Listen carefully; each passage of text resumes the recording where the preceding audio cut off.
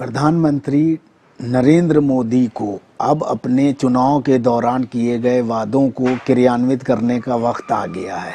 प्रधानमंत्री नरेंद्र मोदी को देश की जनता ने पूर्ण बहुमत इसलिए दिया था क्योंकि उन्होंने कहा था कि भ्रष्टाचार रहित और कांग्रेस मुक्त शासन देंगे, कांग्रेस को समाप्त कर देंगे।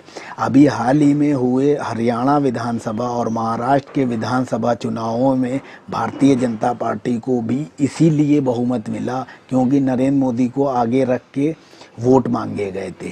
इन दोनों राज्यों में कभी भी भारतीय जनता पार्टी की सरकार अपने दम पर नहीं बनी।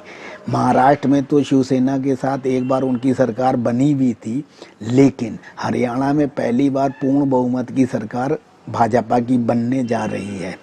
इन दो राज्यों की सरकार मिलने के बाद जो है बहुत बड़े क्षेत्र में देश के भारतीय जनता पार्टी का शासन हो गया है।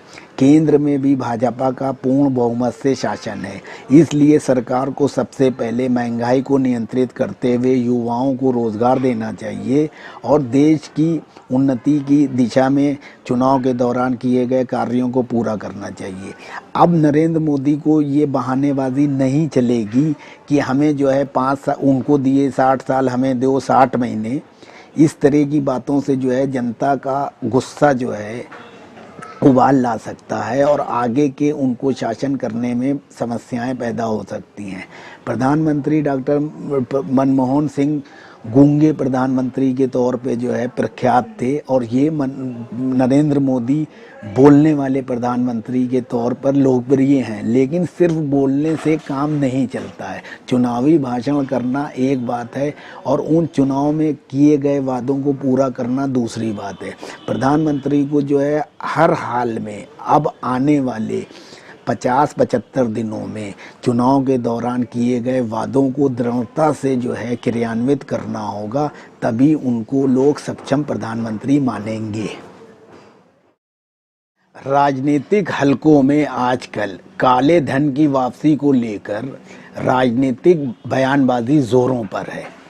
कांग्रेस ने जहां एक ओर भारतीय जनता पार्टी के प्रधानमंत्री नरेंद्र मोदी और वित्त मंत्री अरुण जेटली को चुनौती देते हुए कहा है कि स्विस बैंक में और विदेशी बैंकों में भारतीयों के खाताधारियों के नाम जो है सार्वजनिक किए जाएं, वहीं भारतीय जनता पार्टी ने वित्त मंत्री अरुण जेटली ने कांग्रेस को कहा है कि यदि हमने सभी खाताधारियों के नाम सार्वजनिक कर दिए तो उसमें कांग्रेस को काफ़ी शर्मिंदगी उठानी पड़ेगी। भारतीय जनता पार्टी को किसी तरह की कोई प्रॉब्लम नहीं है।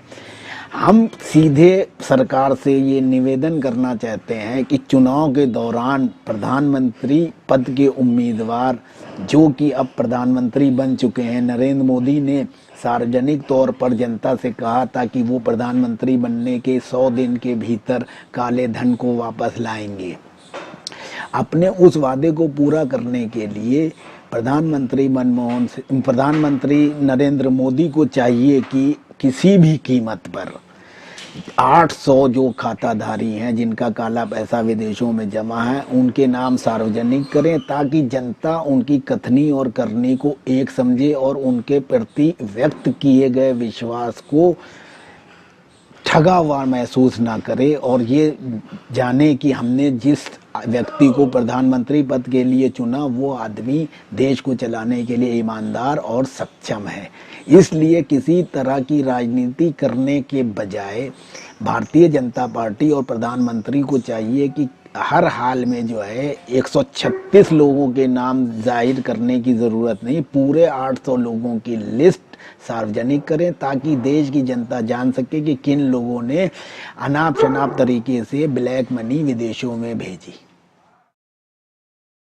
हैदराबाद की राजनीति में मजबूत दखल रखने वाले ऑल इंडिया मजलिस ए इत्तेहादुल मुस्लिमीन के अध्यक्ष सलाउद्दीन ओवैसी के पुत्र असद उद्दीन ओवैसी, जो कि वहाँ से सांसद भी हैं, उन्होंने सारे देश के मुस्लिम समाज को एकजुट करने का फैसला किया है।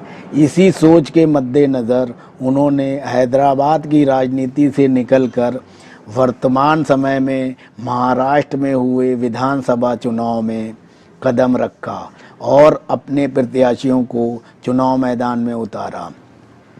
विधानसभा के चुनाव में 2 सीटें जीतकर AIM ने तगड़ा धमाका किया है, जहां महाराष्ट्र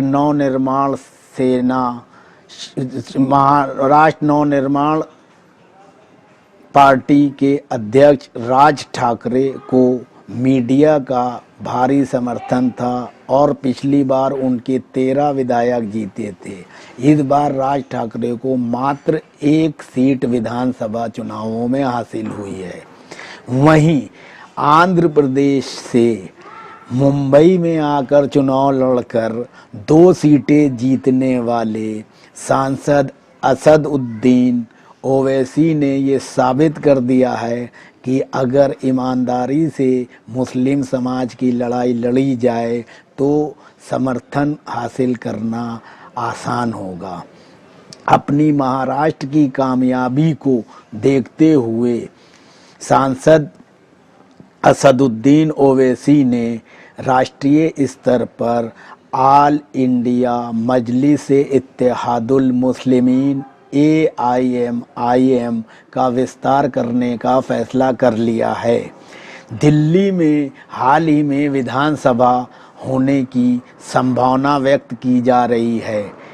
देश की राजधानी दिल्ली में कम से कम 10 विधानसभा सीटें ऐसी हैं जहां मुस्लिम समाज के नुमाइंदे चुनाव जीत सकते हैं। ऐसे में देश की राजनीति का केंद्र मानी जाने वाली राजधानी दिल्ली में भी असदुद्दीन ओवैसी अपने प्रत्याशियों को चुनाव मैदान में उतारने का मन बना चुके हैं। मुस्लिम बहुल क्षेत्र के नुमाइंदे भी उनसे संपर्क में हैं। ये बात तय है कि अगर दिल्ली के विधानसभा चुनाव में असदुद्दीन ओवैसी ने अपनी पार्टी के नुमाइंदे चुनाव में उतारे तो वो सभी पार्टियों का समीकरण बिगाड़ने में सक्षम होंगे और निश्चित तौर पर उनके बिना किसी की भी सरकार बनने की स्थिति नहीं रहेगी।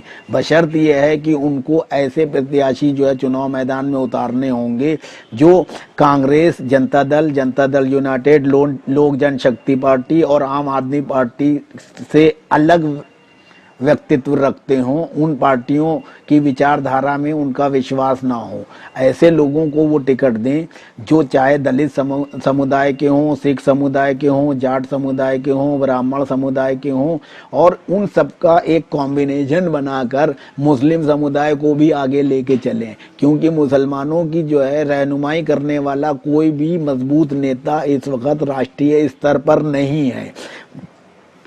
कांग्रेस, बीजेपी, सपा, बसपा, लोक जनशक्ति पार्टी, राष्ट्रीय जनता दल यूनाइटेड, इन सब NCP, इन पार्टियों के जो भी नुमाइंदे हैं वो अपने दल और दल के प्रमुखों की चाटुकारिता करते हैं, चमचाई करते हैं, उनकी नीतियों को ही फॉलो करते हैं। उनको मुस्लिम समाज के उद्धार, उनकी उन्नति, उनकी तरक्की से कोई सरोकार नहीं है। वो तो सिर्फ पद की लालसा में लगे रहते हैं। उसके लिए मुस्लिम समाज को बेचना पड़े तो भी उससे गुरेज नहीं करते हैं। असदुद्दीन ओवैसी एक ऐसी शख्सियत हैं जो पूरे देश के मुसलमानों को एकजुट कर सकते हैं, बशर्ते कि मुसलमान भी उनके पीछे एकजुट हों। जिस तरह से असदुद्दीन ओवैसी ने अपनी पार्टी के द्वारा पूरे देश के मुसलमानों को एकजुट करने का बीड़ा उठाया है, उसको देखते हुए बहुत जल्द राष्ट्रीय स्तर पर उनकी पार्टी का विस्तार होना तय है। सभी राज्यों में जहां मुस्लिम मतदाता भारी संख्या में हैं, वो चाहे आसाम हो, बिहार हो, उत्तर प्रदेश हो, पश्चिम बंगाल हो, दिल्ली हो, वहाँ इनका विस्तार होना निकट भविष्य में बहुत तेजी से दिखाई देगा, ऐसा सूत्रों का कहना है। हमारे देश की न्यायिक व्यवस्था पर भी आजकल सवालिया निशान उठ रहे हैं। पिछली विधानसभा के चुनाव में हरियाणा जनहित पार्टी के 5 विधायक जिन्होंने भूपेंद्र सिंह हुड्डा की सरकार को समर्थन दिया था, उनकी सदस्यता रद्द की गई 5 साल बाद, जबकि 5 साल पूरी सरकार चल चुकी।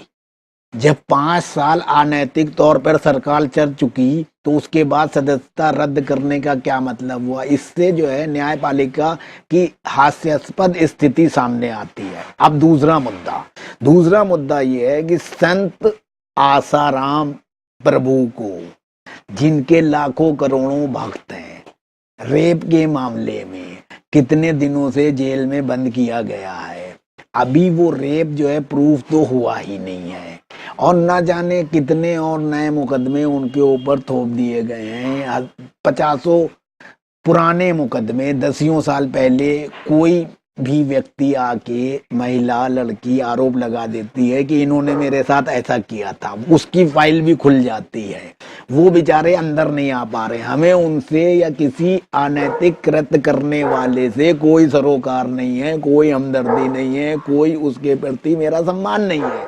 लेकिन न्यायिक प्रक्रिया जिस तरह से एक तरफा काम करती है, कई बार उस पे सवालिया निशान उठते हैं। उनको चाहिए न्यायाधीशों को कि आसाराम को जमानत दें और उनके सारे कार्यक्रमों को, क्रियाकलापों पे गहरी नजर रखें, और उनके जो केस हैं उनको फास्ट ट्रैक कोर्ट में जो है लाकर उनके खिलाफ जो है जजमेंट दें, उनको सजा सुनाए। नहीं तो ऐसे तो संत और साधुओं की छवि ही खराब होती है। और जो महिलाएं या पुरुष और भक्त लाखों करोड़ों की तादाद में उनके पास जाते हैं, उनकी श्रद्धा पे ठेस पहुंचती है। इसलिए न्यायालय को जल्द से जल्द इस मामले में फैसला करना चाहिए।